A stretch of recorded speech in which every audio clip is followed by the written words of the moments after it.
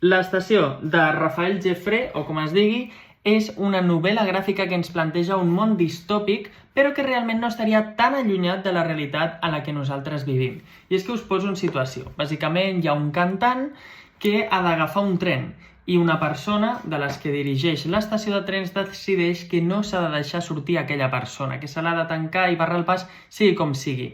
A partir d'aquí se'ns plantegen moltes coses, com, per exemple, com es controla a les persones amb les càmeres de seguretat, com es poden utilitzar les portes de l'estació, el personal, com manipular dades per internet per aconseguir uns fins, òbviament, que són bastant obscurs, i tot això en una novel·la en la que també tindrem una història d'amor que a mi m'ha semblat un plot twist que ens parla també del que seria el síndrome d'Estocolm i, no sé, de com una persona ens pot intentar comprar amb regals en comptes amb un sentiment genuí que neixi de nosaltres. No sé si coneixeu aquesta obra o no.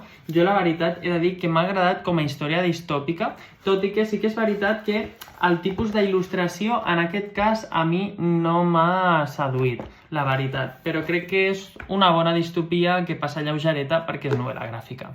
Ja em comentareu vosaltres si coneixeu o no més llibres d'aquest tipus. I per cert, moltes gràcies a Andana Gràfica, que en el club de lectura del Bocins ens van donar aquest exemplar per l'Ània i per mi, i crec que ha sigut una proposta molt interessant. Així que si voleu llegir alguna cosa diferent en novel·la gràfica, ja ho sabeu, l'estació.